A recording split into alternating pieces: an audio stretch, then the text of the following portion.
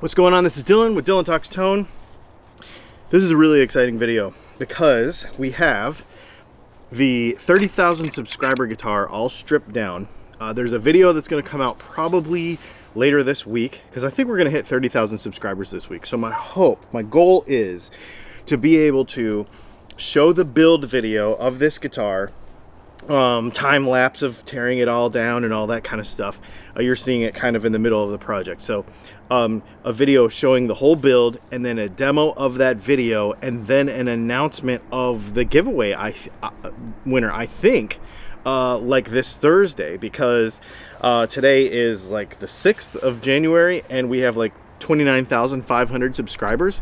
If you're new to this channel, we're giving this guitar away at 30,000 subscribers. We're putting Jersey Shore Guitar Garage, Jimmy Page wiring harness in it, push pulls, super sweet setup, orange drop caps. This is going in this $200 guitar. And then this weekend, I made some center punch pickups from Dylan Talks Tone, and those are going in this guitar. Last night, I changed out the tuners for new Klusen 19:1 ratio tuners. So we're gonna build this guitar up this week. So here's the thing. I was actually building this guitar up last night, and I was noticing that it has 22 frets. And I was thinking about this. One of the biggest questions of all time is, why do Les Pauls and SGs sound different? And a lot of the tone wood people are going to be like, well, because the wood's different, because of the shape of the body's different, because it's thicker, because it's thinner, because all blah, blah, blah, blah, blah, blah, blah.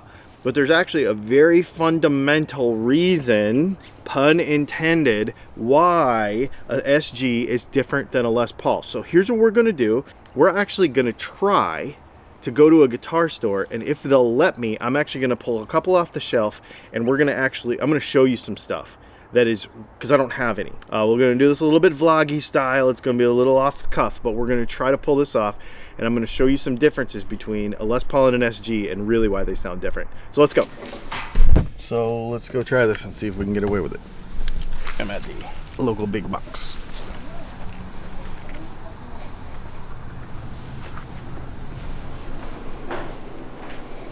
All right, so we need a Les Paul and an SG.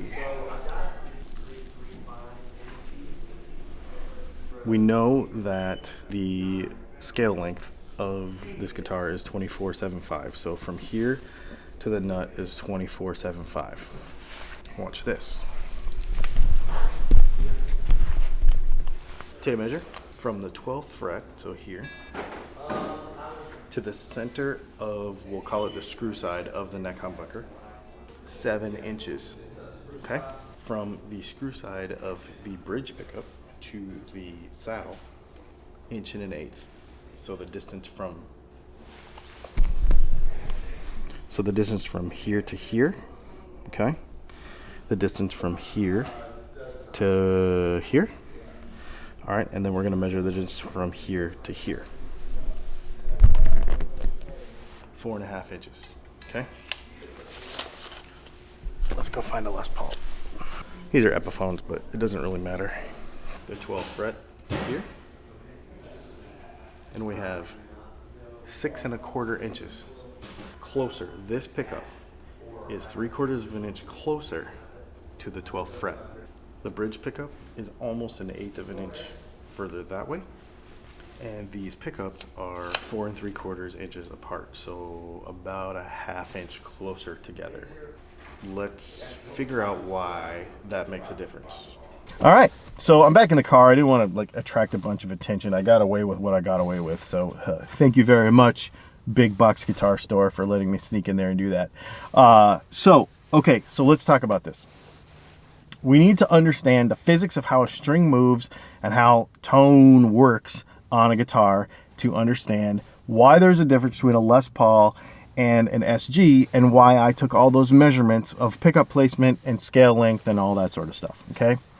On any guitar, the string is classified as a standing wave. It is fixed at both ends. So the nut and the bridge. Now, I don't want to get into transfer of energy into the body and blah, blah, blah, blah, blah, blah, blah, all that stuff, okay? We're talking about the tonal area from the nut to the bridge. We're not going to get into like sympathetic vibrations and all that kind of junk. That's a whole different thing. Just to understand that simply as possible. Nut to the bridge, okay? It's called a standing wave. And if you look at the way the guitar string moves, fundamentally, it moves up and down like an inverting bow, okay?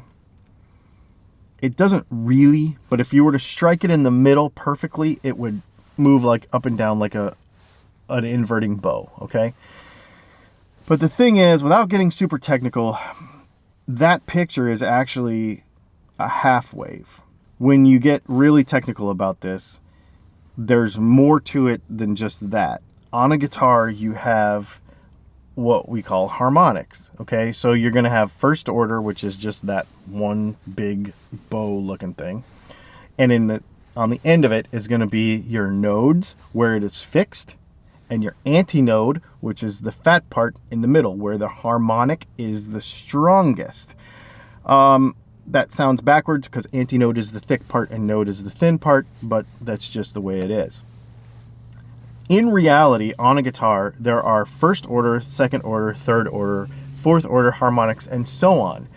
So let's use a drawing of, we'll stop at third order because we want to keep this as simple as possible. So a drawing of third order harmonics, this is what's happening in the guitar. You can see in the fat parts of that, so the antinodes, that is where those harmonics are the strongest. And this happens over a guitar string as you pluck it, and that's what gives it like a complex sound.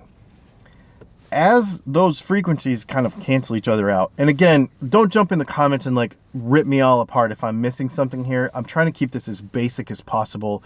You know, some person who thinks they know everything is going to get in the comments and say I'm saying this wrong, but I'm trying to keep it as simple as possible. There is way more to this, but to get it, to understand it simply, the bottom line is the fat parts are where the harmonics are the most prevalent, and the thin parts, because of the way the string moves up and down and cancels out some frequencies, the opposite of the harmonics are going to be these nodes where you're going to kind of like have a dead spot. It's not to say there's no sound there, but it is going to be the least harmonically rich. We'll say that for the lack of a better term, okay? And on this drawing, you can see where those are. Now, what's really interesting is you can see where if you move the pickup into where the fat part of that antinode is, that very harmonically rich area, or if you move it closer to an antinode, it may be less harmonically rich. Does that make sense? That's this very oversimplistic way of saying it, but that's basically the bottom line. Now on an SG and a Les Paul, there's about an inch difference from the neck pickup to the 12th fret. That's a huge difference because on a 24.75 inch scale, that's a big percentage, really, when it comes down to it.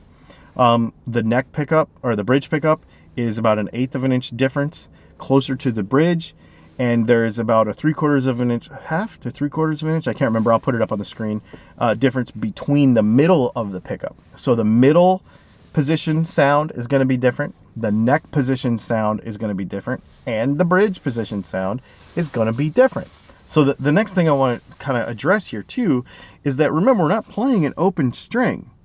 We're playing a string that is moving in length all the time, right? When you strum an open string and then you put your finger on the 12th or 14th fret and you strum it again with a pick, you need to impart a lot more energy to get the same amount of amplitude that you would with an open string. If the pickup is in a spot where it doesn't pick up those harmonics very well because you're changing the length of that string, certain notes are going to be stronger on the bridge pickup and certain notes are going to be stronger on the neck pickup, and certain harmonics are going to come through because of the relationship, because you've changed the length of the string. So now all those first second, third order harmonics are happening on a different level, like on a different length, scale length. They're happening, you've like changed the scale length of that particular note, and so now everything's happening like miniature, right? So it changes everything. That's why some people like to do a particular solo on the neck pickup, and some people like to do a particular solo on the bridge pickup, because they're working in an area of the neck where those harmonics work the best on that particular guitar with that particular scale length. Okay, so that changes the amplitude, the amount of strength that you have to put into your picking hand changes depending on how that whole relation. The other thing about pickup location is timbre. Okay, T-I-M-B-R-E. It's spelled wrong, but it's timbre. Okay, and that basically is when you pick closer to the 12th fret up here, and it's nice and warm and, you know, round sounding, and then you move all the way back over here to the bridge and it gets kind of tinny and higher frequencies.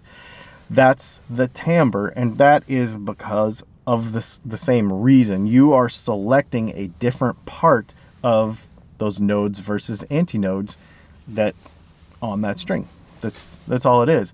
But you got to remember that the pickup is in relation to wherever your hand is, and so that's going to be affected as well. So if you move the pickup an inch, that makes an inch is a mile in a 24.75 inch scale when you're talking about little tiny, because when you're down here on the 12th fret, now all those little harmonics are happening like in spaces like this big, right? And so if that pickup is this far different than this, and those little harmonics are that long, it's a huge difference. It's a massive difference. That's it. That's the thing. And we could talk about sustain too. So sustain is the length of time from the time you strike the string to the time it stops, which can be is basically the dissipation of energy, more or less. But you also got to remember that where you are in that node versus antinode also affects the amount of energy necessary to hold a certain note for a certain amount of time. So that's all affected too. Pickup placement is a huge thing, and I will tell you that on a lot of early Gibson guitars, if you look at early Les Paul specials, the pickup placement changed over time because of other factors like neck tenon design. So for instance, an early 59 Les Paul special has a pickup that is very close to the neck, but then if you look at a 61, for example, there's a gap in the middle. That's because they had to move that P90 down to make the neck tenon stronger so that the neck wouldn't break off. Norlin also messed with SGs with this. In the 70s, they actually moved the neck pickup closer to the neck, and then it ended up coming back further away from the neck. So there has been some variation in this over the years, but this is where we've settled now, is these present measurements between an SG and a Les Paul.